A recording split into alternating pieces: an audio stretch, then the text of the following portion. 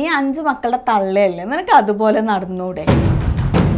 അതായത് ഇവർക്കൊരു കോൺസെപ്റ്റ് ഉണ്ട്, ഒരു പെൺകുട്ടി കല്യാണം കഴിഞ്ഞു കഴിഞ്ഞാൽ, ഒന്ന് പ്രസവിച്ചു കഴിഞ്ഞാൽ ഈ രൂപത്തിലിരിക്കണം. അവരുടെ കോൺസെപ്റ്റാണത്. അതുപോലെ നീ ജീവിച്ചാൽ മതി. ഈ സമൂഹത്തിൽ ഇപ്പം എന്തെങ്കിലും ഒരു കാര്യം പ്രശ്നമാക്കി എടുക്കണം അല്ലെങ്കിൽ ഇഷ്യൂ ആക്കണം എന്നുണ്ടെങ്കിൽ ഏറ്റവും നല്ലൊരു മീഡിയം മതമാണ്.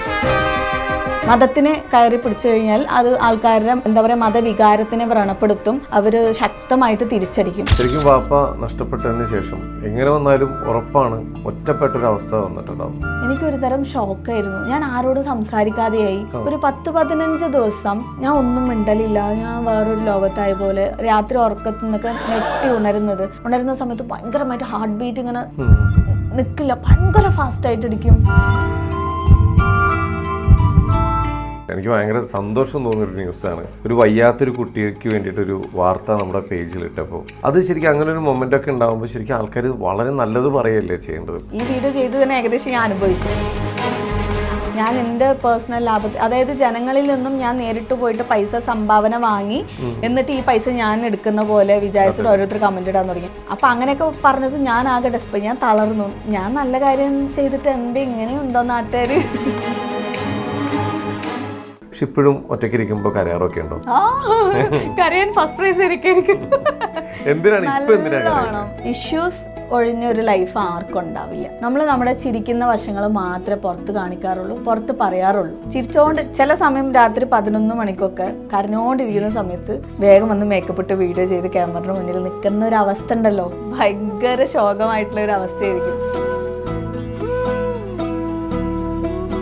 നമസ്കാരം, welcome to Django space. It's me Sreenath K Janardhanan. അപ്പോൾ ഇന്ന് നമ്മുടെ കൂടെ ഒരു അതിഥിയുണ്ട്. ഈ അതിഥിയെ നമുക്ക് എല്ലാവർക്കും അറിയാവുന്നതാണ്. വ്യത്യസ്തമായിട്ടുള്ള അവതരണ ശൈലി കൊണ്ട് നമ്മളെല്ലാവരും ഏറ്റെടുത്ത ഒരു വ്ളോഗറാണ് നമ്മുടെ സ്വന്തം സിലു ടോക്സ്. നമസ്കാരം, വെൽക്കം ടു അവർ ഷോ. ഞാൻ ശരിക്കും പറഞ്ഞാൽ നമ്മുടെ കുക്കിംഗ് വീഡിയോസിനെ കുറിച്ചും ചാനലിനെ കുറിച്ചൊക്കെ പറയാമെന്ന് വിചാരിച്ചിട്ടാണ് ഞങ്ങൾ പ്ലാൻ ചെയ്തത് ഇൻ്റർവ്യൂ. പക്ഷെ വിശദമായിട്ടൊരു പഠനം നടത്തി കഴിഞ്ഞപ്പോൾ അതിനേക്കാളും വലിയ പ്രശ്നങ്ങളാണ് ഇതിൻ്റെ ചുറ്റും നടന്നുകൊണ്ടിരിക്കുന്നത്. സത്യം പറയും, എന്താണ് ഇത്രയും പ്രശ്നം ഇവിടെ? എന്തിനെ കുറിച്ചാണ് താങ്കൾ? ശരിക്കും പറഞ്ഞാൽ ഈ കമന്റ് സെക്ഷൻ വന്നു കഴിഞ്ഞാൽ അടിയാണ് അവിടെ. എന്താ ഇത്ര അധികം ആൾക്കാർ എന്താണ് ഇങ്ങനെ ചീത്ത പറയുന്നത്? ഒരുപാട് പേര് നല്ലത് പറയാൻ കേട്ടോ, ഒരുപാട് പേര്. പക്ഷേ ആർക്കും ഒരു ബുദ്ധിമുട്ടുമില്ലാതെ വളരെ നല്ല രീതിയിൽ പോകുന്ന ഒരു ബ്ലോഗർ ഇത്രയും നേരിടേണ്ട ആവശ്യമുണ്ടോ എന്ന് നമുക്ക് തോന്നിപ്പോകും. എന്തിനാണ് ഇത്ര അധികം കമന്റിൽ ഇങ്ങനെയൊക്കെ ആളുകൾ വരുന്നത്? അത് ആക്ച്വലി ഇതിനു മുമ്പ് അങ്ങനെയൊന്നും ഉണ്ടായിരുന്നില്ല. നമുക്ക് 95% നമ്മൾ സ്നേഹിക്കുന്ന ആൾക്കാരാണ്. അതായത് സ്വന്തം വീട്ടിലെ കുട്ടിയെ പോലെ അത്രയധികം എന്നെ കെയർ ചെയ്ത് സ്നേഹിക്കുന്ന ആൾക്കാരാണ്. ഇപ്പം റീസെൻ്റായിട്ട് എൻ്റെ ഒരു ഇൻ്റർവ്യൂവിലെ ചെറിയൊരു ഭാഗം എടുത്തുകൊണ്ട് നമ്മൾ പറയാത്തൊരു കാര്യം അല്ലെങ്കിൽ നമ്മൾ ഉദ്ദേശിക്കാത്ത ഒരു കാര്യം, ഞാനത് ചിന്തിച്ചിട്ട് പോലും ഇല്ല, അങ്ങനത്തെ ഒരു കാര്യം ഇവരായിട്ട് സ്വയം ഒരു സംഭവം ഊഹിച്ച് മതത്തിലേക്ക് കടത്തി അതിനെ ഭയങ്കര മോശമായ രീതിയിൽ പറഞ്ഞപ്പോൾ ഒരു 2 പേര് സ്റ്റാർട്ടിങ്ങിൽ എന്ത് നെഗറ്റീവ് പറയുന്നോ അതന്നെയായിരിക്കും ബാക്കിയുള്ളവർ ഏറ്റുപിടിക്കുന്നത്. അപ്പോൾ ഇപ്പം ഞാൻ പറഞ്ഞൊരു സംഭവം എന്ന് വെച്ചാൽ, ഒരു മനുഷ്യൻ ഈ ഭൂമിയിൽ ജനിച്ചത് മുതൽ മരണം വരെയും, അതായത് മരിച്ചാലും ചിലവുണ്ട്. നോട്ട് ദി പോയിന്റ്, ചിലവാണ്. മരണപ്പെട്ടാലും നമ്മളെ ശവസംസ്കാരം ചെയ്യാൻ, ഞാനിപ്പോൾ ഈ വേർഡ് യൂസ് ചെയ്യാൻ കാരണം ഞാൻ അതിൽ ഖബറിൽ കൊണ്ട് വെക്കുന്നത് വരെയും ചിലവാണെന്ന് പറഞ്ഞു. ഇത് എൻ്റെ സ്വന്തം വാക്കൊന്നും അല്ല. എൻ്റെ ഫാദർ മരിക്കുന്നതിന് മുമ്പ് കുറേ ഇങ്ങനെ ഇടയ്ക്ക് ഇങ്ങനെ എപ്പോഴും ഇങ്ങനെ ചിന്തിച്ചുകൊണ്ടിരിക്കുന്ന ഒരാളാണ്. അപ്പോൾ ആള് ഈ പൈസയുടെ ആവശ്യകത നമ്മൾ ഈ ഭൂമിയിൽ ജീവിക്കുമ്പോൾ എത്രത്തോളം ഉണ്ടെന്ന് പറയാൻ എന്നോട് ഇങ്ങനെ പറഞ്ഞിട്ടുണ്ട്. നമ്മൾ മരണപ്പെട്ടാൽ പോലും 6000 രൂപ വേണമെന്ന്. പക്ഷെ ഇപ്പം 6000 ഒന്നല്ല കേട്ടോ, 6000 നിൽക്കൂല. 10-15,000 രൂപയോളം വേണമെന്ന ചിലർ പറയണം. 20,000 25,000 രൂപ വരെ വേണം. അതായത് നമ്മുടെ ശരീരം ഈ ഭൂമിയിൽ നിന്നും ഭൂമിയിലേക്ക് തിരിച്ചു കൊടുക്കാൻ വേണ്ടിയിട്ട് അത്രയും ചിലവുണ്ട്. ഞാൻ ഇപ്പോഴും പറയുന്നത് ചിലവുണ്ട്. ഈ ചിലവ് ആരെടുക്കുന്നു എന്നത് വേറെ കാര്യം. മരിച്ചവരെന്തായാലും എടുക്കൂലോ. ഞാൻ മരിക്കാൻ പോവാണ് ഇതേന്ന് പറഞ്ഞിട്ട് കൊടുക്കുന്നവർ കുറച്ച് പേരുണ്ട്. അതല്ലാതെ മരിച്ചതിന് ശേഷം എണീറ്റിട്ട് എൻ്റെ ചിലവ് എടുക്കണം എന്നൊന്നും ആരും പറയാൻ പറ്റൂല. ആരാണെങ്കിലും ആ ചിലവെടുത്താലേ ആ ബോഡി ഇവിടെ ഇല്ലാതാവുള്ളൂ. അപ്പോൾ ഇതിൽ മൻസൂർ എന്ന് പറഞ്ഞ ഒരു മാന്യനായ ഒരു സഹോദരൻ ഈ വീഡിയോ എടുത്തിട്ട് അങ്ങനെ, അത് അവരുടെ കഞ്ഞൂടിയാണ്, അതുകൊണ്ടായിരിക്കാം. പക്ഷെ അറ്റ്ലീസ്റ്റ് ഒരാളുടെ വീഡിയോ എടുത്ത് റിയാക്ട് ചെയ്യുന്നതിന് മുമ്പ് ആളിനെ കുറിച്ച് അറിയണം, അല്ലെങ്കിൽ അറ്റ്ലീസ്റ്റ് ആ വീഡിയോ ഫുള്ളായിട്ട് കാണണം, അല്ലെങ്കിൽ കോമൺ സെൻസ് യൂസ് ചെയ്ത് എന്താണ് ഞാൻ പറഞ്ഞ ഈ വാക്കുകളിൽ നിന്ന് വ്യക്തമായിട്ട് കേൾക്കണം. അതുപോലും ഇല്ലാതെ ഞങ്ങളുടെ മതത്തിനെ കുറിച്ച് പറഞ്ഞു, എന്ന് പറഞ്ഞിട്ടാണ് ഇവർ തുടങ്ങിയത്. അത് മേ ബി ഞാനൊരു മുസ്ലിംസ് വേഷവിധാനം എന്ന് പറയപ്പെടുന്ന ഈ ഒരു രീതിയിൽ വരുന്നത് കൊണ്ടായിരിക്കാം. ഇനിയൊരു കാര്യം, ഞാനൊരു പെണ്ണായതും കൊണ്ടായിരിക്കാം. ഇതേതൊരു പുരുഷൻ പറഞ്ഞിട്ടുണ്ടെങ്കിൽ എല്ലാവരും കൈകൊട്ടൂലേ, യെസ് ശരിയാണല്ലോ എന്ന് പറയും. ഒരു സ്ത്രീ പറയുമ്പോൾ അവർക്കത് അങ്ങനെ തോന്നിപ്പോയി. ശരിക്കും എന്നിട്ട് അതിന് വേണ്ടിയിട്ട് കുറെ റിയാക്ട് ഒക്കെ ചെയ്യാൻ ശ്രമിച്ചായിരുന്നു അല്ല, സ്റ്റാർട്ടിങ്ങിൽ റിയാക്ട് ചെയ്യേണ്ട, അതങ്ങനെ പോട്ടെ എന്ന് പറഞ്ഞിട്ട് അങ്ങനെ വിട്ടതായിരുന്നു. സത്യം പറഞ്ഞു കഴിഞ്ഞാൽ ഞാൻ ചെയ്യാത്തൊരു കാര്യം ആരെങ്കിലും എന്നെ എന്തെങ്കിലും പറഞ്ഞു കഴിഞ്ഞാൽ എനിക്ക് വെറുതെ ഇരിക്കാൻ പറ്റില്ല. എനിക്ക് ഭയങ്കര ഫ്രസ്ട്രേഷൻ ആവും. ഞാൻ അങ്ങനെ പറഞ്ഞിട്ടില്ലല്ലോ, പിന്നെ എന്തിനാ അവർ നമ്മളിങ്ങനെ പറയുന്നത്. കാരണം ഞാൻ ഒരാളെയും അങ്ങോട്ട് ചെന്ന് ഒരിക്കലും ഉപദ്രവിക്കാറില്ല, ബുദ്ധിമുട്ടിക്കാറില്ല, പ്രയാസപ്പെടുത്താറില്ല. അപ്പോൾ ഇവരെന്തിനിങ്ങനെ ചെയ്തു എന്നുള്ള തോട്ട്സ് ആയിരിക്കും. അപ്പോൾ എനിക്ക് വേണ്ടപ്പെട്ട ആൾക്കാർ പറഞ്ഞു വിട്ടേക്കൂ, അവർക്ക് അവരുടെ റീച്ചിന് വേണ്ടിയിട്ടാണ് അവർ ചെയ്യുന്നത്. ആരും അറിയാത്ത ഒരാളെ കുറിച്ച് അവർ പറയാൻ നിൽക്കില്ല. കാരണം നിന്റെ ഫേസ് കണ്ട കുറേ ആൾക്കാർ വീഡിയോ കാണാൻ അതിന് വേണ്ടിയിട്ടല്ലേ വിടൂ എന്ന് പറഞ്ഞ് വിട്ടു. പിന്നീട് ഒരു ദിവസം പെട്ടെന്ന് യൂട്യൂബ് ചാനലിൽ ഈ മതപരമായിട്ടുള്ള കാര്യങ്ങൾ പറയുന്ന ഒരാൾ സെയിം വീഡിയോ എടുത്തിട്ട് ഇതേപോലെ റിയാക്ട് ചെയ്തു. അത് അവർ ചിന്തിക്കുന്നില്ല, ഞാൻ അങ്ങനെ ഒരു കാര്യം പറഞ്ഞിട്ടില്ലല്ലോ, പിന്നെന്താ പ്രശ്നം എന്നുള്ളത്. അപ്പോൾ അതെനിക്ക് ഭയങ്കര ഒരു വിഷമം ഉണ്ടാക്കി. അങ്ങനെയാണ് ഞാൻ റിയാക്ട് ചെയ്യുന്നത്. അതുവരെ യാതൊരു തരത്തിലും ഒരു പ്രകോപനവും ഇല്ലാത്ത രീതിയിൽ വളരെ നല്ല വീഡിയോസ് ഇട്ടുകൊണ്ടിരിക്കുന്നത്. ഈ ഒരു വാക്കിന്റെ പുറത്താണോ ഇത്രയും പ്രശ്നങ്ങൾ സ്റ്റാർട്ട് ചെയ്തത്? അവർ ആ വാക്കിനെ ഈ സമൂഹത്തിൽ ഇപ്പം എന്തെങ്കിലും ഒരു കാര്യം പ്രശ്നമാക്കി എടുക്കണം അല്ലെങ്കിൽ ഇഷ്യൂ ആക്കണം എന്നുണ്ടെങ്കിൽ ഏറ്റവും നല്ലൊരു മീഡിയം മതമാണ്. മതത്തിനെ കയറി പിടിച്ചു കഴിഞ്ഞാൽ അത് ആൾക്കാരുടെ എന്താ പറയുക മതവികാരത്തിനെ വ്രണപ്പെടുത്തും, അവർ ശക്തമായിട്ട് തിരിച്ചടിക്കും. പക്ഷേ ബുദ്ധി വിവരമുള്ള ആൾക്കാർ അതേ വീഡിയോസിൻ്റെ താഴെ വ്യക്തമായിട്ട് കമൻ്റ് ഇട്ടിട്ടുണ്ട്. ആ കുട്ടി അതിൽ ഉദ്ദേശിച്ചിരിക്കുന്നത് പൈസ ഓരോ മനുഷ്യൻ്റെയും ജീവിതത്തിൽ എത്രയും ഇമ്പോർട്ടൻ്റ് ആണ് എന്നുള്ളൊരു കാര്യമാണ്. നിങ്ങൾ എന്തിനും ഇതിലില്ലാത്ത കാര്യം പറഞ്ഞു എന്ന് പറയുന്ന ആൾക്കാരുണ്ട്. അതല്ലാത്ത ഒരു വീഡിയോ പോലും കാണാതെ നമ്മൾ വന്ന് തെറി വിളിക്കുന്നുണ്ട്. എത്രയോ കമൻസ് എനിക്ക് വന്നു, നീ എന്തോ ചെയ്യ്, നീ ആദ്യം ഈ ഹിജാബൊക്കെ ഊരി എറി, നിനക്ക് എന്തിനാണ് ഇത്, നീ ഈ ഒരു രൂപത്തിൽ വന്നിട്ട് ഇങ്ങനെ ചെയ്യേണ്ടെന്ന് ഒരാൾ വന്ന് കമൻറ്റ് ചെയ്യുന്നു. ഇതെൻ്റെ അവകാശമല്ലേ, ഞാൻ ഏത് രീതിക്ക് വസ്ത്രം തരും, ഇത് ആരും എഴുതി കൊടുത്ത സംഭവം ഒന്നല്ലല്ലോ. നമ്മുടെ വസ്ത്രധാരണമാണെങ്കിലും നമ്മുടെ ലൈഫാണെങ്കിലും നമ്മൾ ആരെയും ബുദ്ധിമുട്ടിക്കാത്തിടത്തോളം നമുക്ക് നല്ല രീതിയിൽ ജീവിക്കാം. നമ്മൾ ഇന്ത്യയിലല്ലേ ജീവിക്കുന്നത്. തീർച്ചയായിട്ടും. ശരിക്കും പറഞ്ഞാൽ ഇത് വിഷമം ഉണ്ടാക്കുന്നത് ഇപ്പോൾ സെൽഹ മാത്രമല്ല, ഫാമിലിയിൽ കൊച്ചു കുട്ടികൾ വരെയുള്ളതാണ്.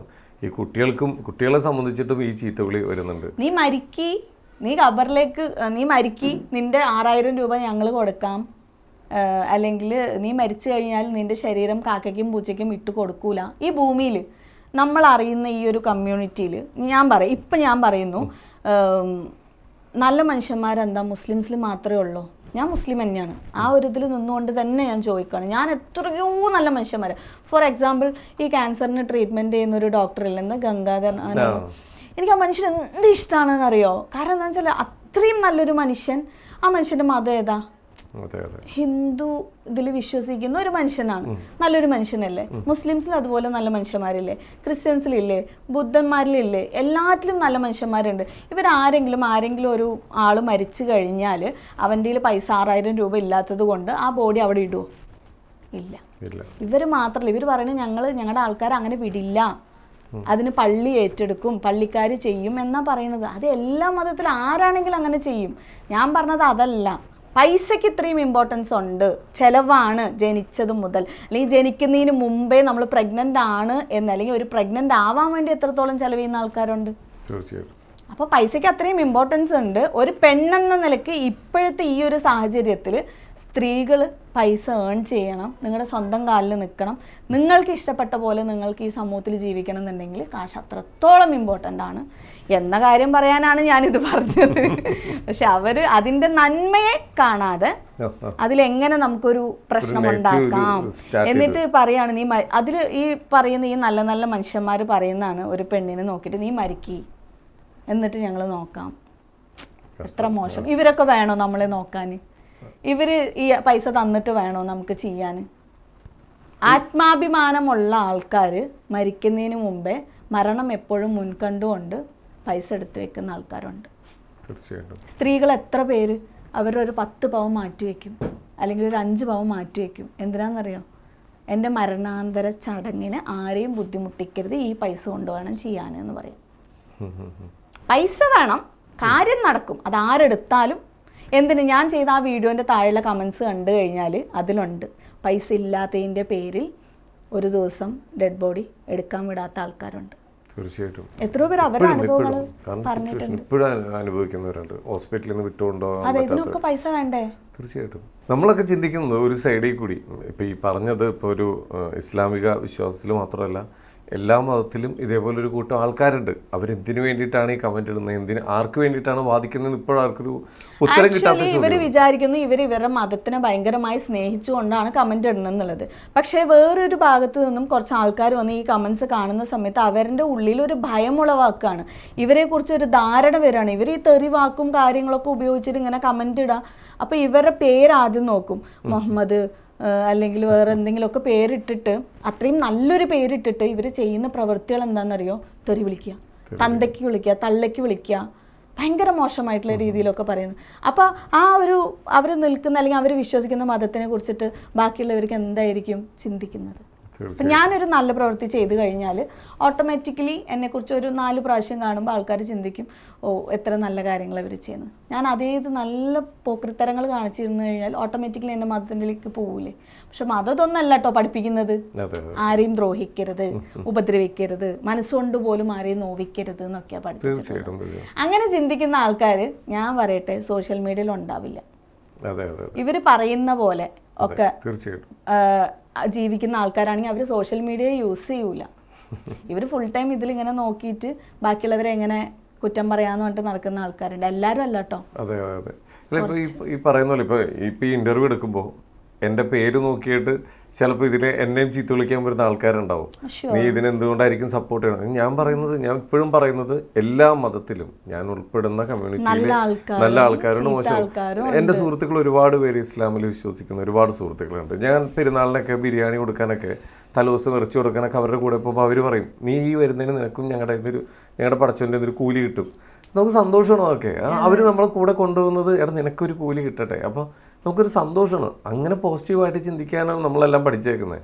ശരിക്കും ഇപ്പോൾ ഈ ഒരു ഇതിലേക്ക് ഇറങ്ങുമ്പോൾ ഇപ്പോൾ എന്തായാലും ഒരു മീഡിയയിൽ ഫേസ് കാണിക്കുന്നു, സ്വയം തീരുമാനം എടുത്തിട്ട് ഇറങ്ങിയതാണ്. ആ തീരുമാനം എടുക്കാനുള്ള ഒരു കാരണം എന്ന് പറഞ്ഞാൽ 2ആണ്. ഒന്ന്, ചിലപ്പോൾ നമ്മുടെ പാഷനായിരിക്കാം. ചിലപ്പോൾ ഇതിൽ നിന്നൊരു വരുമാനം കിട്ടിയാൽ എനിക്കും എൻ്റെ കുടുംബത്തിനും അത് നല്ലതാണെന്നുള്ളൊരു ധാരണ ചിലപ്പോൾ വന്ന് കാണാം. ഇങ്ങനെ എന്തെങ്കിലും പല സാഹചര്യങ്ങളുണ്ടാവും. എന്താണെങ്കിലും അതിലേക്ക് ഇറങ്ങി തിരിച്ചു കഴിയുമ്പോൾ എനിക്ക് ഏറ്റവും വലിയൊരു എന്താ പറയുക, എനിക്ക് ഭയങ്കര സന്തോഷം തോന്നിയൊരു ന്യൂസാണ്. ഒരു വയ്യാത്തൊരു കുട്ടിക്ക് വേണ്ടിയിട്ടൊരു വാർത്ത നമ്മുടെ പേജിലിട്ടപ്പോൾ ഭയങ്കരമായിട്ട് ഒരുപാട് ആളുകൾ സഹായിക്കാൻ വരികയും ഭയങ്കരമായിട്ട് വലിയൊരു ന്യൂസാവുകയും ചെയ്തില്ലേ അത് ശരിക്കും അങ്ങനെ ഒരു മൊമെൻ്റൊക്കെ ഉണ്ടാകുമ്പോൾ ശരിക്കും ആൾക്കാർ വളരെ നല്ലത് പറയല്ലേ ചെയ്യേണ്ടത് എപ്പോഴും. ഇതിൽ ഏത് കുട്ടീൻ്റെ എന്നുള്ള അറിയില്ല. നമ്മളിപ്പോൾ സ്റ്റാർട്ടിങ്ങിൽ ആദ്യമായിട്ടൊരു കുട്ടിയുടെ പലരോടും സമീപിച്ചപ്പോൾ ആരും വലിയ കാര്യമായിട്ട് മൈൻഡ് ചെയ്തില്ല. അങ്ങനെ അവസാനം മുഹമ്മദിന്റെ ഫസ്റ്റ് ആയിട്ട് ഈ SMA അസുഖം വന്ന് അങ്ങനെ ഞാനിത് ഒരു ന്യൂസ് ചാനലിലാണ് കാണുന്നത്. കണ്ടപ്പോൾ എനിക്ക് എൻ്റെ മോന് സെയിം പ്രായമായിരുന്നു. അപ്പോൾ എൻ്റെ 4ാമത്തെ മോനും ആ കുട്ടിയും. അപ്പോൾ അവൻ്റെ ചിരിയും കണ്ടപ്പോൾ എൻ്റെ മോൻ ചിരിക്കണ പോലെ എനിക്ക് തോന്നി. അപ്പോൾ ആ സമയത്ത് ഞാൻ ഏറ്റവും കൂടുതൽ പ്രയാസപ്പെടുന്ന ടൈമുമായിരുന്നു. ഫിനാൻഷ്യലി ലോൺ അടയ്ക്കലും ഇതൊക്കെ ആയിട്ട്. അപ്പോൾ ഞാനിങ്ങനെ അസ്ര നമസ്കാരമൊക്കെ കഴിഞ്ഞിട്ട് എന്നെക്കൊണ്ട് എന്തപ്പോൾ ചെയ്യാൻ പറ്റുക എന്നിങ്ങനെ ചിന്തിച്ച സമയത്ത് പെട്ടെന്ന് എനിക്ക് തോന്നി എൻ്റെ കയ്യിലൊരു ചാനലുണ്ട്. ചുരുങ്ങിയത് 1 ലക്ഷം ആൾക്കാരെങ്കിലും ആ വീഡിയോ കാണും. ഈ 1 ലക്ഷം ആൾക്കാരിൽ 10 ലക്ഷം ആൾക്കാരെങ്കിലും അവർക്ക് എന്തെങ്കിലും കൊടുക്കാൻ കഴിവുള്ള ആൾക്കാരായിരിക്കും. ഒരു 100 രൂപ വെച്ച് കൊടുത്താലെങ്കിലും അത് അവർക്കൊരു ഗുണമല്ലേ, അത് ചെയ്യാം. പിന്നെ ആ വീഡിയോയിൽ നിന്നും വരുന്ന റവന്യൂ, എൻ്റെ ചാനലിൽ ഞാനിട്ട വീഡിയോയിൽ നിന്നും വരുന്ന റവന്യൂവിൻ്റെ പൈസയും ഞാൻ കൊടുക്കാം. വേറെ ഒന്നും എൻ്റെ കയ്യിൽ വലുതായിട്ട് കൊടുക്കാനില്ല. അപ്പം ഞാൻ ഈ ഒരു കോൺസെപ്റ്റ് ആദ്യമായിട്ട് അങ്ങനെ അവതരിപ്പിക്കുകയാണ്. എനിക്ക് നമസ്കാരം കഴിഞ്ഞിരിക്കുന്ന സമയത്ത് തോന്നിയൊരു കാര്യം, ആത്മാർത്ഥമായിട്ട് ഞാൻ ആഗ്രഹിച്ചുകൊണ്ട് എനിക്ക് അങ്ങനെ തോന്നിയതാ. അപ്പം ഞാൻ അങ്ങനെ ഒരു വീഡിയോ ചെയ്യുന്നു. നിങ്ങൾ ഈ വീഡിയോ ഇങ്ങനെ ഒരു സംഭവം ഉണ്ട്, 18 കോടി രൂപയാണ് ഈ കുട്ടിക്ക് വേണ്ടത്. അപ്പം ഈ 18 കോടി രൂപ അവരെ കൊണ്ട് കൂട്ടിയാൽ കൂടില്ല.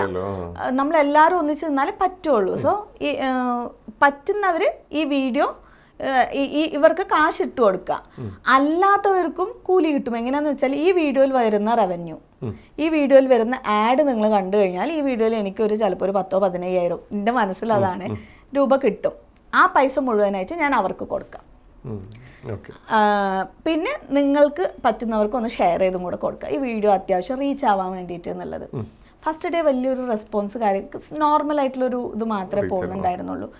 അപ്പോൾ എനിക്ക് ഭയങ്കര സങ്കടമായി. പ്രമുഖരായിട്ടുള്ള പലരോടും ഞാൻ ആരോടും പോയി അങ്ങനെ എൻ്റെ ആവശ്യങ്ങൾ ചോദിക്കാറില്ല, എനിക്ക് ഭയങ്കര മടിയാണ്. അപ്പോൾ നല്ലോണം കത്തി നിൽക്കുന്ന ആൾക്കാരോട് ഞാൻ പോയി ചോദിച്ചു, ഈ വീഡിയോ ഒന്ന് കമ്മ്യൂണിറ്റി പോസ്റ്റ് ഇടാൻ പറ്റുമോ? പബ്ലിക്കായിട്ട് ഒരു ചാനലിൽ ഒരു ടി വിയിലൊക്കെ അത്യാവശ്യം നന്നായിട്ട് ഫേമസ് ആയിട്ടുള്ളൊരു ലേഡിയോട് ഇതുപോലെ കമൻ്റ് ഇട്ടു. കമൻ്റ് അവർ കണ്ടുമില്ല, ഇനി സ്പാമായി പോയോ എന്നുള്ളത് അറിയില്ല, അങ്ങനെ പോയി. പക്ഷേ ജനങ്ങൾ ഏറ്റെടുത്തു. ഈ ന്യൂസ് ചാനലിൻ്റെ വ്യൂസിനേക്കാളും നമ്മുടെ വീഡിയോയ്ക്കാണ് വ്യൂസ് കൂടുതൽ പോയത്. സീരിയസ്ലി ഞാൻ ഷോക്കായി പോയി. ആ വീഡിയോ ഏതൊക്കെ ഗ്രൂപ്പുകൾ, അതായത് മെഡിക്കൽ ഗ്രൂപ്പുകളിൽ മറ്റേത് വീഡിയോസും ഷെയർ ചെയ്യാൻ പാടില്ല എന്ന് നിർബന്ധമുള്ള ഗ്രൂപ്പുകളിൽ പോലും അതിൻ്റെ അഡ്മിൻസ് ഈ വീഡിയോ ഷെയർ ചെയ്ത് കൊടുത്തിരിക്കുക. ഇതൊക്കെ എനിക്ക് വന്ന കമൻസ് ആണ് അത്രയും. എന്നിട്ട് എത്രയോ പേര് ഈ വീഡിയോ ഫുൾ പരസ്യം കാണുകയും വെറുതെ ഓൺ ചെയ്തിടുകയും ഒക്കെ ചെയ്തിട്ട് ആ വീഡിയോക്ക് ഐ തിങ്ക് എനിക്ക് അപ്പോൾ പറഞ്ഞാൽ എനിക്ക് ഓർമ്മയില്ല, നമ്മളിപ്പോൾ എന്ത് പറയണമെങ്കിൽ സൂക്ഷിച്ച് വേണം പറയാൻ, ഒരു 2 ലക്ഷം രൂപയുടെ മുകളിൽ എത്രയെന്നുള്ളത് എനിക്ക് ഓർമ്മയില്ല. എനിക്ക് ആദ്യമായിട്ട് ഇന്നേ വരെയും അങ്ങനെ എനിക്ക് ഒരു വീഡിയോയ്ക്കും പൈസ കയറിയിട്ടില്ല. പൈസ റവന്യൂ വന്നു. ഈ പൈസ അപ്പോഴേക്കും ഇവർക്ക് 1 വീക്കിൽ 48 കോടി രൂപയാണ് ഇവർക്ക് കിട്ടുന്നത്. അപ്പോൾ പിന്നെ ഈ ഒരു പൈസ അവർക്ക് വാങ്ങാൻ പറ്റില്ലല്ലോ. അപ്പോൾ അവരുടെ അടുത്ത് ഞാൻ ചോദിച്ചു എന്താ ചെയ്യേണ്ടത്. ഞാൻ എന്നാൽ പിന്നെ അവരുടെ മൂത്ത മോളുണ്ട്, അവരുടെ മോൾക്ക് ഒരു വീൽ ചെയർ വല്ലതും വാങ്ങി തരട്ടെ ചോദിച്ചപ്പോൾ, പക്ഷെ അവർക്ക് കിട്ടിയ പൈസ അപ്പോൾ പുറത്ത് പറഞ്ഞിട്ടുണ്ടായിരുന്നില്ല, എനിക്കും അറിയില്ലായിരുന്നു. അപ്പോൾ അവർ പറഞ്ഞു ഇല്ല അത് ശരിയാവില്ല എന്നുള്ള രീതിക്ക് പറഞ്ഞു. അപ്പോൾ ഞാൻ ചോദിച്ചു, അതിന് ശേഷം വേറെ ആൾക്കാർ എന്നെ കോണ്ടാക്ട് ചെയ്യാൻ തുടങ്ങി. അവൻ്റെ പേര് മറന്നു, കുട്ടീൻ്റെ മുഹമ്മദ് ഒരു കുട്ടി. അവൻ ഇതുപോലെ പ്രോബ്ലം ആണ്, ഒന്ന് വീഡിയോ ചെയ്യുമെന്ന് വെച്ചാൽ ഈ വീഡിയോ ചെയ്ത് തന്നെ ഏകദേശം ഞാൻ അനുഭവിച്ചു. കുറേ ആൾക്കാർ ഞാൻ എൻ്റെ പേഴ്സണൽ ലാഭത്തിൽ, അതായത് ജനങ്ങളിൽ നിന്നും ഞാൻ നേരിട്ട് പോയിട്ട് പൈസ സംഭാവന വാങ്ങി എന്നിട്ട് ഈ പൈസ ഞാൻ എടുക്കുന്ന പോലെ വിചാരിച്ചിട്ട് ഓരോരുത്തർ കമന്റ് ഇടാൻ തുടങ്ങി. ആക്ച്വലി ഇത് എൻ്റെ റവന്യൂ ആണ്, എൻ്റെ ചാനലിലേക്ക് യൂട്യൂബ് എനിക്ക് തരുന്ന റവന്യൂ ആണ് നമ്മൾ കൊടുക്കാന്ന് പറഞ്ഞത്. അപ്പം അങ്ങനെയൊക്കെ പറഞ്ഞത് ഞാൻ ആകെ ഞാൻ തളർന്നു. ഞാൻ നല്ല കാര്യം ചെയ്തിട്ട് എന്ത് ഇങ്ങനെയുണ്ടോ നാട്ടുകാർ?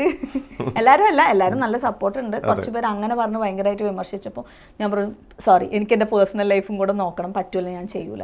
പിന്നെ നിരന്തരം ഇവരും ചോദിക്കുക, പുറത്തുനിന്ന് ആൾക്കാർ ചെയ്യിസിലൂ, നീ പറഞ്ഞാൽ വിശ്വസിക്കുന്ന ആൾക്കാരുണ്ട്, അവർ കയ്യിലുള്ള പൈസ കിട്ടുമല്ലോ എന്ന് പറഞ്ഞ് അങ്ങനെ വീണ്ടും പറഞ്ഞപ്പോൾ വീണ്ടും ഇവർക്ക് വേണ്ടിയിട്ട്, പക്ഷേ അതിൽ നിന്നും 1 lakh rupees നമ്മൾ അവർക്ക് കൊടുത്തു ഈ കുട്ടിക്ക്. പിന്നെ ഈശൽ എന്ന് പറഞ്ഞ ലക്ഷദ്വീപിൽ നിന്നും വന്ന ഒരു കുട്ടി ഇതേപോലെ അസുഖങ്ങൾ, അവർ ഈ ഇടയ്ക്കും കൂടെ എനിക്ക് മെസ്സേജ് ചെയ്തിട്ടുണ്ടായിരുന്നു.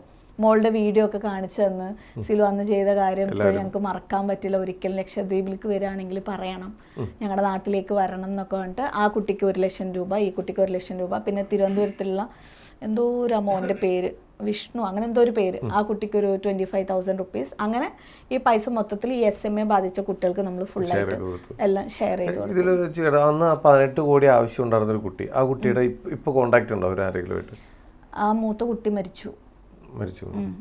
അവള് അതിനുശേഷം ഒരു ചാനലൊക്കെ തുടങ്ങി. എൻ്റെ വിളിച്ച് ചോദിക്കും, നമ്മൾ കമ്മ്യൂണിറ്റി പോസ്റ്റ് ഇട്ടു, ആ ചാനൽ നന്നായി വളർന്നു, 2 lakhs-ഓളം സബ്സ്ക്രൈബേഴ്സൊക്കെ ആയിട്ടുണ്ടായിരുന്നു. ഇടയ്ക്കൊക്കെ വിളിക്കായിരുന്നു.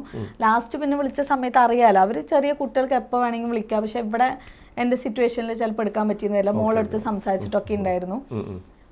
മൂത്ത കുട്ടി മരണപ്പെട്ടു.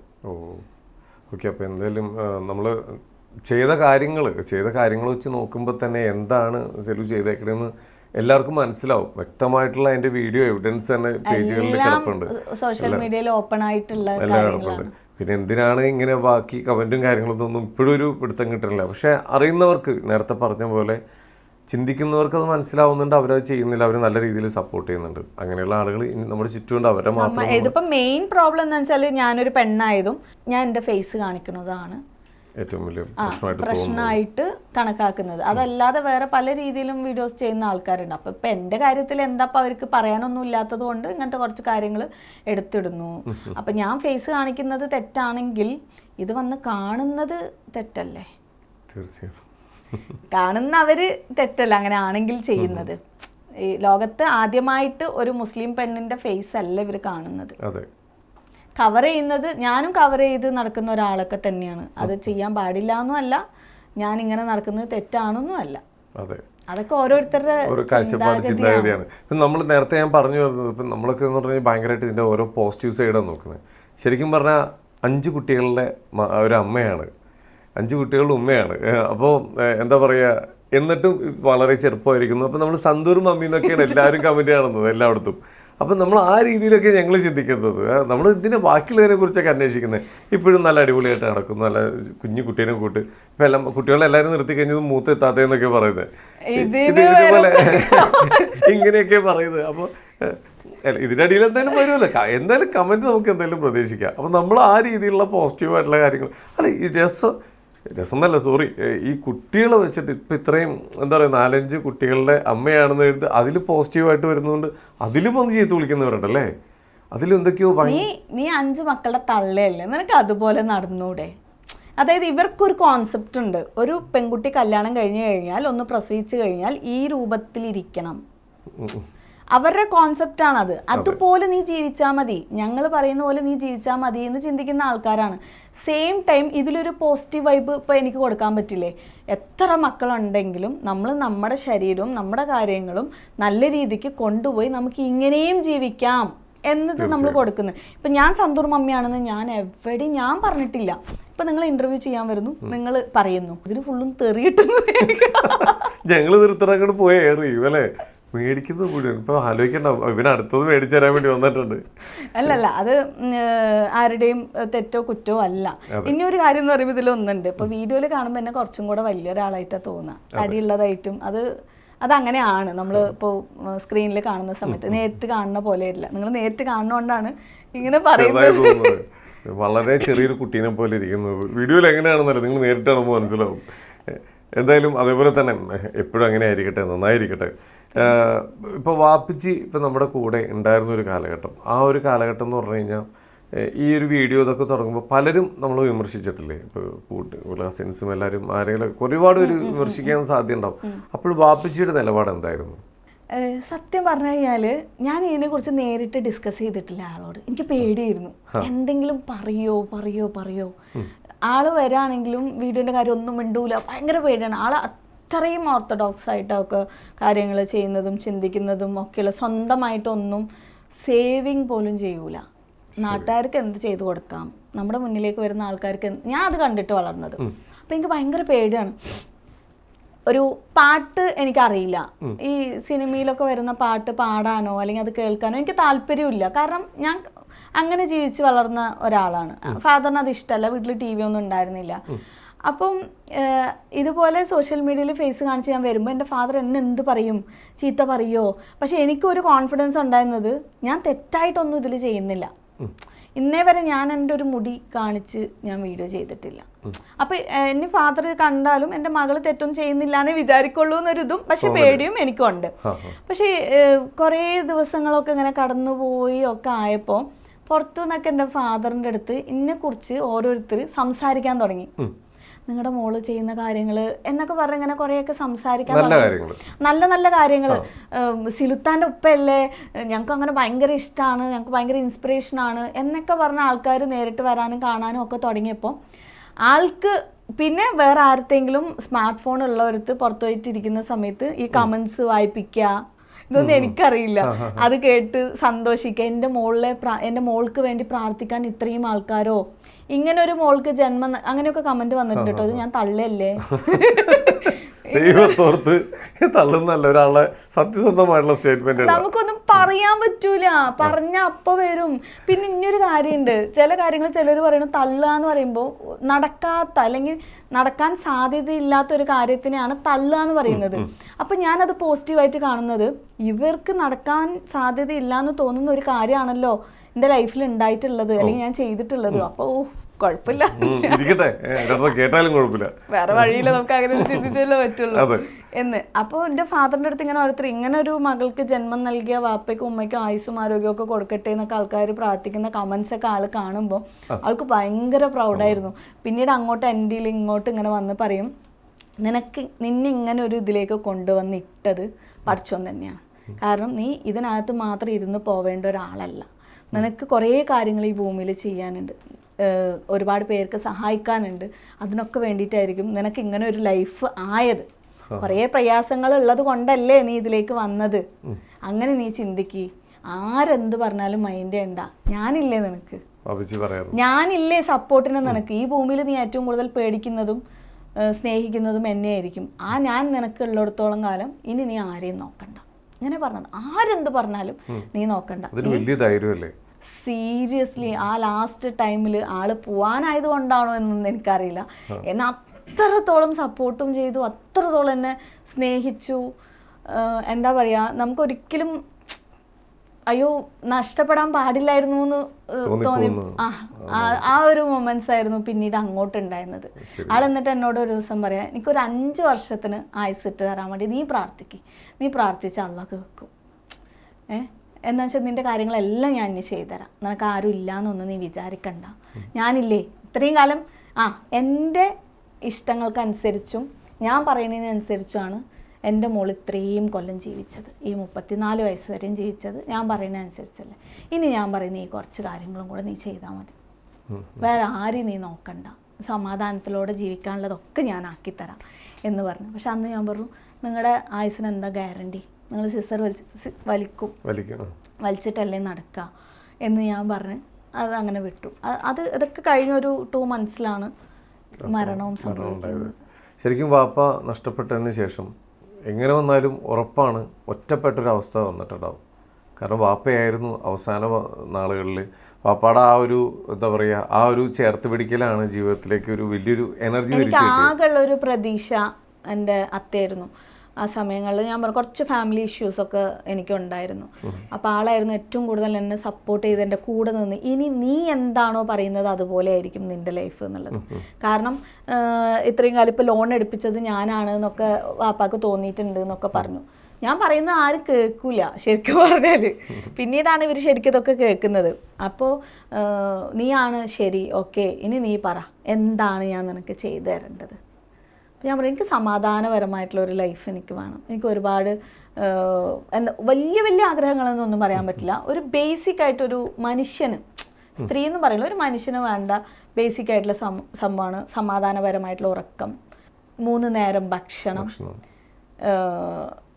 പാർപ്പിടം, വസ്ത്രം, ഇതൊക്കെ സഫീഷ്യൻ്റ് ആയിട്ട് എനിക്ക് കിട്ടണം. ഇതായിരുന്നു എൻ്റെ മെയിൻ ഒരു ഒബ്ജക്റ്റീവ് എന്ന് പറയുന്നത്. പക്ഷെ ഇതിനു പോലും ഭക്ഷണം പോലും എനിക്ക് നേരെ കഴിക്കാൻ പറ്റില്ല, അല്ലെങ്കിൽ എനിക്ക് ഉറക്കമില്ല. ഇതൊക്കെ സാക്രിഫൈസ് ചെയ്തിട്ടാണ് എൻ്റെ ലൈഫിൽ ഞാൻ എന്തെങ്കിലും നേടിയിട്ടുള്ളത്. അത് നഷ്ടപ്പെടുന്ന പോലെയുള്ളൊരു സിറ്റുവേഷൻ വരുമ്പോൾ അത് നമുക്ക് ഇതാക്കാൻ പറ്റില്ല എന്നുള്ളൊരു കാര്യമായിരുന്നു. അപ്പോൾ ഇപ്പോൾ പറഞ്ഞു, ഇനിയെല്ലാം ഞാൻ ചെയ്തു തരാം, ഓക്കെ, നീ മീൻസ് ഫിനാൻഷ്യലി അല്ലാതെ നീ നിൻ്റെ ബാക്കിയുള്ള ഫിനാൻഷ്യലി ഉള്ള കാര്യങ്ങൾ നോക്ക്. അതൊക്കെ ഞാൻ പറഞ്ഞില്ലേ, ഞാൻ ഫുള്ളി ഡിപ്പെൻഡഡ് ആണ് ഭർത്താവിനും എൻ്റെ ഫാദറിനും. എനിക്കൊന്ന് പുറത്തു പോയിട്ട് എന്തെങ്കിലും ഒന്നും ഇങ്ങനെ ചെയ്യാനോ ഒന്നിനുള്ള ധൈര്യമില്ല. അങ്ങനെ നമ്മൾ ആയിപ്പോയില്ലേ. നമ്മൾ ജനിച്ചത് മുതൽ എല്ലാം ഫാദർ ചെയ്തിരുന്നു. കല്യാണം കഴിച്ചു കൊടുത്തതിന് ശേഷം ഭർത്താവിനെ ഡിപ്പെൻഡ് ചെയ്യുന്നു, പിന്നെ വീടിനകത്താവുന്നു. ഇത് മാത്രമല്ലേ. അപ്പം ആള് പോയ ഉടനെ എനിക്കൊരു തരം ഷോക്കായിരുന്നു. ഞാൻ ആരോടും സംസാരിക്കാതെയായി. ഒരു 10-15 ദിവസം ഞാൻ ഒന്നും മിണ്ടലില്ല. ഞാൻ വേറൊരു ലോകത്തായ പോലെ. രാത്രി ഉറക്കത്തു നിന്നൊക്കെ ഞെട്ടി ഉണരുന്ന സമയത്ത് ഭയങ്കരമായിട്ട് ഹാർട്ട് ബീറ്റ് ഇങ്ങനെ നിൽക്കില്ല, ഭയങ്കര ഫാസ്റ്റായിട്ട് ഇടിക്കും. സ്വപ്നം കാണുക, കരയുക, ഇതൊക്കെ തന്നെ, ഇത് മാത്രമാണ് നടന്നുകൊണ്ടിരിക്കുന്നത്. അപ്പോഴാണ് ലാസ്റ്റ് പെട്ടെന്ന് ഞാൻ എൻ്റെ മൈൻഡ് ഡൈവേർട്ട് ചെയ്യണം എന്ന് പറഞ്ഞിട്ടാണ് പിന്നീട് 15 ദിവസത്തിന് ശേഷമാണ് എൻ്റെ ഫാദർ മരിച്ചു എന്ന് പോലും യൂട്യൂബിൽ ഞാൻ പറയുന്നത്. അതുവരെ എല്ലാവരും എന്താണ് സിലൂന് പറ്റിയത്, വീട്ടിൽ വിടുന്നില്ലാലോ എന്നൊക്കെ പറയും. ഞാൻ ആരോടും പറയലോ സംസാരിക്കലോ ഒന്നുമില്ല. ഞാൻ അവിടെ മൊത്തം വാനിഷായി പോയൊരവസ്ഥയായിരുന്നു. പിന്നെയാണ് ഇത് പറഞ്ഞിട്ട് ഞാൻ വരുന്നത്. എൻ്റെ മൈൻഡ് ഡൈവേർട്ട് ആക്കിയില്ലെങ്കിൽ എനിക്ക് മെൻ്റൽ ആവുന്നുള്ളത് എനിക്ക് തോന്നി. കാരണം ഈ ഒരു മരുഭൂമിയിൽ കൊണ്ട് എന്നെ ഒറ്റയ്ക്ക് വിട്ടൊരു അവസ്ഥ. ഞാൻ ചുറ്റും നോക്കുമ്പോൾ എൻ്റെ ചുറ്റും ഒന്നുമില്ല. എൻ്റെ ഹസ്ബൻഡ് ഇല്ല എൻ്റെ കൂടെ, ഞാൻ എൻ്റെ വീട്ടിലായിരുന്നു. ഒരൊന്ന് സമാധാനിപ്പിക്കാൻ പോലും, ഇനി ഞാനില്ലേ എന്ന് പറയാൻ ഒരാളുണ്ടായിരുന്നില്ല. ആ ഒരു സിറ്റുവേഷനിൽ ഒരു 45 ദിവസത്തോളം ഞാൻ എൻ്റെ വീട്ടിലായിരുന്നു. ആങ്ങളമാരെന്ന് പറയുമ്പോൾ അവർക്ക് അവരുടേതായിട്ടുള്ള ലൈഫ്. ഞാൻ ആരെയും പോയി ബുദ്ധിമുട്ടിക്കാത്ത ഒരാളാണ്. എനിക്കൊരാവശ്യം ഉണ്ടെങ്കിൽ ഞാൻ ചോദിക്കൂല. അപ്പോൾ അങ്ങനത്തെ ഒരാളാവുമ്പോൾ ഇനി എനിക്ക് ആരുണ്ട് എന്നുള്ള ചോദ്യമായില്ലേ. അപ്പോൾ അങ്ങനെ പെട്ടെന്ന് പിന്നെ തോന്നിയതാണ്, എനിക്ക് മാറണം, ഞാൻ ബോൾഡായിട്ടുള്ള ഒരാളാവണം. അതിനെനിക്ക് ഈ ഒരു ഫീൽഡിൽ നിന്നാൽ പറ്റൂല എന്ന് തോന്നിയപ്പോഴാണ് പഠനത്തിലേക്ക് ശ്രദ്ധ വന്നത്. LLB ഇപ്പോ പഠിച്ചോണ്ടിരിക്കണു. ഇന്ന് എക്സാം കഴിഞ്ഞിട്ട് നാളത്തെ എക്സാമിന് പഠിക്കാനിരിക്കുമ്പോഴാണ് ഇന്റർവ്യൂ റോമാരൊക്കെ സൂക്ഷിച്ചോ, എന്തായാലും നിയമം കയ്യിലെടുത്തിട്ട് വരാൻ പോവാണ്. പറഞ്ഞു അല്ല ഇനി അവര് പറഞ്ഞ വാടി. എന്തായാലും ഇപ്പോൾ സെലീനയെ സംബന്ധിച്ചിടത്തോളം ഇപ്പോൾ നമ്മുടെ സ്വപ്നമായിരുന്നു സ്വന്തമായിട്ട് ഒരു കടമില്ലാതെ ഒരു വീട് നമുക്ക് സ്വന്തമായിട്ട്. അത് തന്നെ ജീവിതത്തിൻ്റെ പകുതി മുക്കാൽ ഭാരം അങ്ങോട്ട് ഒഴിയാണ്. കുട്ടികൾ എല്ലാവരും നല്ലൊരു ചുറ്റുപാടെല്ലാം ഉണ്ട്. ഇപ്പോൾ പുറമേ നിന്ന് ഒരാൾ നോക്കുമ്പോൾ സെലൂന് എല്ലാം ഉണ്ട്, ചുറ്റും എല്ലാം ഉണ്ട്, നല്ല ജീവിതമാണ്. പക്ഷെ ഇപ്പോഴും ഒറ്റയ്ക്കിരിക്കുമ്പോൾ കരയാറൊക്കെ ഉണ്ടോ? കരയാൻ ഫസ്റ്റ് പ്രൈസ് എന്തിനാണ് നല്ലോണം കരയാറുണ്ട്. എന്തിനാന്ന് വെച്ചാൽ നമുക്ക് ഇഷ്യൂസ് ഒഴിഞ്ഞൊരു ലൈഫ് ആർക്കും ഉണ്ടാവില്ല. നമ്മൾ നമ്മുടെ ചിരിക്കുന്ന വശങ്ങൾ മാത്രമേ പുറത്ത് കാണിക്കാറുള്ളൂ, പുറത്ത് പറയാറുള്ളൂ. ചിരിച്ചോണ്ട് ചില സമയം രാത്രി 11 മണിക്കൊക്കെ കരഞ്ഞോണ്ടിരിക്കുന്ന സമയത്ത് വേഗം വന്ന് മേക്കപ്പ് ഇട്ട് വീഡിയോ ചെയ്ത് ക്യാമറയുടെ മുന്നിൽ നിൽക്കുന്ന ഒരു അവസ്ഥ ഉണ്ടല്ലോ, ഭയങ്കര ശോകമായിട്ടുള്ള ഒരു അവസ്ഥയായിരിക്കും. ലൈഫിൽ പ്രോബ്ലംസ് ഓൾവേസ് ഉണ്ടാവും, പക്ഷെ അത് മാനേജ് ചെയ്ത് കൊണ്ടുപോകുക എന്നുള്ളത് മറ്റൊരു വിഷയം. മക്കള് കൂടിയില്ലേ, ഇങ്ങനെന്തിനാ ഇങ്ങനെ ഇരുന്ന് കരയുന്നത്? എല്ലാത്തിനും സപ്പോർട്ട് ചെയ്യുന്ന മോളല്ലേ കൂടെ ഉള്ളത്. അത് മാത്രം പോരാ, നമുക്ക് സൈഡിൽ വേറെ എന്തെങ്കിലുമൊക്കെ പ്രോബ്ലംസ് വരായികയില്ല. നമ്മൾ എത്ര തന്നെ ഇപ്പോൾ റീസെൻ്റ്ലി ഞാൻ കരഞ്ഞൊരു കാര്യം ഞാൻ പറയാം. അത് മുഴുവനായിട്ട് എനിക്ക് ഓപ്പൺ അപ്പ് ആയിട്ട് പറയാൻ പറ്റൂല, എങ്കിലും പറയാം. എനിക്ക് ഒരു 6,40,50,000 രൂപ എന്നെ പറ്റിച്ച്. ആരെന്ന് ഇപ്പൊ ഞാൻ പറയുന്നില്ല, എന്തിനെന്ന് പറഞ്ഞാൽ അതൊരു എനിക്കൊരു വാഹനം 10 മോനിക്ക് എത്ര വയസ്സ്, 13 വയസ്സ്, 12 വർഷമായിട്ട് ഉപയോഗിക്കുന്ന കാറാണത്. മക്കളൊക്കെ വളർന്നു, മക്കൾ എണ്ണം കൂടി. സോ എങ്ങനെയെങ്കിലൊക്കെ പോകുമ്പോൾ അങ്ങോട്ടും ഇങ്ങോട്ടും അടിയായിരിക്കും അതിനകത്ത്. എനിക്കൊന്ന് ശരിക്കും ഇരിക്കാൻ പറ്റില്ല. കുട്ടി കയ്യിലുണ്ടാവുമ്പോൾ ഗിയർ ഇടുമ്പോൾ ഇടുക്കും, തട്ടും മുട്ടും, ഞങ്ങൾ രണ്ടുപേരും അടിയാവും. ബാക്കിൽ ഇവര് ഏതാണ് ഈ ജാലിയൻവാല ബാഗോ അതുപോലെയാണ് കാറിനകത്ത് ഉണ്ടാവുക. അപ്പോൾ ഒരു വാഹനം എന്നുള്ളത് ഭയങ്കര ഒരു സ്വപ്നമായിരുന്നു. പക്ഷെ അത് കടമെടുത്ത് ബുദ്ധിമുട്ടി എടുക്കാനും പാടില്ല. പിന്നെ ഇപ്പോൾ ട്രസ്റ്റിൻ്റെ ആവശ്യങ്ങൾക്ക്, നമ്മൾ ചാരിറ്റിയുടെ ആവശ്യങ്ങൾക്ക് വേണ്ടിയിട്ട് ഓരോ ഭാഗങ്ങളിലേക്ക് പോകുമ്പോൾ ഈ സാധനമൊക്കെ കയറ്റിയിട്ടൊക്കെ പോകാനൊക്കെ പ്രയാസമുണ്ട്. തയ്യൽ മെഷീനൊക്കെ നമ്മൾ കൊടുക്കാനായിട്ട് പോകുമ്പോഴൊക്കെ ഇത് ബാക്കിൽ വെക്കുമ്പോൾ ബാക്കിയുള്ള ആർക്കും ഇരിക്കാൻ പറ്റൂല. ഇങ്ങനെ കുറേ കാര്യങ്ങളുണ്ടാകും. എനിക്കൊരു വാഹനം വേണം എന്നുള്ളൊരു ആഗ്രഹം അങ്ങനെ ഉദിച്ചു. കുറേ കാലം ഉദിച്ചിട്ട് ആക്ച്വലി ചെറിയ മോളെ പ്രഗ്നൻ്റ് ആയിരിക്കുമ്പോൾ കിയ വണ്ടിക്ക് ഞാൻ അഡ്വാൻസ് 25,000 റുപ്പീസ് കൊണ്ട് അവിടെ കൊടുത്തു. പക്ഷെ അത് ഇന്നേ വരെ ആ 25,000 തിരിച്ച് വാങ്ങിയിട്ടില്ല. ആ കാറ് വേണ്ട, നമുക്ക് ഏതെങ്കിലും സെക്കൻഡ് ഹാൻഡ് എടുത്താൽ മതി എന്നൊക്കെ പറഞ്ഞപ്പോൾ ശരി ഓക്കെ ഞാൻ പറഞ്ഞു. അന്ന് വാങ്ങിയിട്ടുണ്ടെങ്കിൽ പ്രശ്നമില്ലായിരുന്നു. ഇപ്പൊ 2 വർഷം, കുട്ടിക്ക് 2 വയസ്സായി. അപ്പോൾ അങ്ങനെ ഒരു സെക്കൻഡ് ഹാൻഡ് വാഹനം വാങ്ങാൻ വേണ്ടിയിട്ട് നമ്മൾ ആഗ്രഹിച്ചു. പക്ഷെ അതിന്റെ പേരിൽ ചെറിയൊരു ഇത് ഉണ്ടായിട്ടുണ്ട്. പൈസ തിരിച്ചു. എന്നിട്ട് വണ്ടി ഉണ്ട് എന്ന് പറയല്ലാണ്ട് വണ്ടിയും ഇല്ല, പൈസയും ഇല്ല.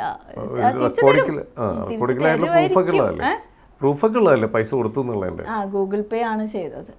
എനിക്ക് താല്പര്യം ഉണ്ടായിരുന്നില്ല ആക്ച്വലി. എനിക്ക് എന്തോ ഒരു സംതിങ്, എന്തോ നമുക്ക് എന്തെങ്കിലും പ്രശ്നം വരുമ്പോൾ നമുക്ക് ഉള്ളിൽ നിന്ന് തോന്നൂലേ, ഇത് ശരിയല്ല വേണ്ട, ഇത് ശരിയല്ല വേണ്ട, അങ്ങനെ തോന്നല. അപ്പൊ ഞാൻ പറഞ്ഞു ഇക്കാനോട് വേണ്ട, എനിക്ക് എന്തോ ഒരു ഇത് തോന്നുന്നു, ശരിയാവില്ല, എനിക്കിപ്പോൾ വണ്ടി വേണ്ട, ഞാൻ അഡ്ജസ്റ്റ് ചെയ്തോളാം, ഇത്രയും കാലം ഞാൻ അഡ്ജസ്റ്റ് ചെയ്തില്ലേ, കുഴപ്പമില്ല. അപ്പോൾ ഇനി വണ്ടി ഇല്ലാന്നും പറഞ്ഞിട്ട് അങ്ങനെ ഇങ്ങനെയെന്നൊക്കെ പറഞ്ഞിട്ട് പറയണ്ട, അങ്ങനെ ഇങ്ങനെയെന്നൊക്കെ പറഞ്ഞ് ലാസ്റ്റ് വേറെ വഴിയില്ലാതെയാണ് കൊടുക്കുന്നത്. പിന്നെയാണ് മനസ്സിലായത് വണ്ടി ഉണ്ട് എന്ന് പറയല്ലാതെ പോയി അവിടുന്ന് വണ്ടി എടുക്കാൻ പോയ സമയത്താണ് വണ്ടിയില്ല, ഒന്നുമില്ല. എന്തായാലും ആരായിക്കോട്ടെ, അവരെന്തായാലും ഈ വീഡിയോ കാണുന്നുണ്ടാവും. എന്തായാലും ആ 6 ലക്ഷം രൂപ വെറുതെ കളയാൻ ഉദ്ദേശിച്ചിട്ടില്ലല്ലോ. അതൊരിക്കലും ഞാൻ കളയില്ല. കൊടുത്തിട്ടുണ്ടെങ്കിൽ നമ്മൾ വാങ്ങും. കാരണം ഞാൻ ഈ പറയുന്ന പോലെ എൻ്റെ ഭക്ഷണം, എൻ്റെ ചോര, നീര് എന്ന് പറഞ്ഞ പോലെ വിയർപ്പ്, ഉറക്കം, ഇതൊക്കെ കളഞ്ഞിട്ടുള്ള പൈസയാണ്. സോ അത് ആർക്കും വേണ്ടിയിട്ട് നമുക്ക് അങ്ങനെ കൊടുക്കാൻ പറ്റൂലല്ലോ. എന്തായാലും ഇത് കേൾക്കുന്നവർക്ക് അതിന്റെ ഗൗരവം മനസ്സിലാവുന്നുണ്ടെങ്കിൽ എത്രയും പെട്ടെന്ന് എല്ലാം ക്ലിയർ ചെയ്യുക, അത്ര എനിക്ക് പറയാനുള്ളൂ. എന്തായാലും ആരും പറ്റിച്ച് എന്തിനാ അങ്ങനെ ജീവിക്കുന്നത് എനിക്ക് മനസ്സിലാവുന്നില്ല. ഒരാളുടെ അധ്വാനം നമുക്ക് അവകാശം ഇല്ലെങ്കിൽ എന്തിനാ അത് ഒരു ദിവസമാണെങ്കിലും കയ്യിൽ വെക്കാൻ പാടില്ലല്ലോ. തീർച്ചയായിട്ടും അതെന്താണെങ്കിലും. ഇനിയിപ്പോ നമ്മുടെ കുട്ടികളും എല്ലാരെയും ഒന്ന് കാണിക്കണം എന്നുണ്ട്. ഇവിടെ എല്ലാവരും റെഡിയല്ലേ? ഇവരിപ്പോ അപ്പുറത്ത് എല്ലാവരും റെഡി ആയിട്ട് ഇരിക്കുന്നുണ്ട്. നമുക്ക് അവരെല്ലാരും വിളിച്ചൊന്ന് കൂടെ ഇരുത്തിയാലോ? ഓക്കെ, അന്ന് നമുക്ക് നമ്മുടെ പിള്ളേരെല്ലാരും വിളിച്ചിട്ട് കൂടെ ഇരുത്താം.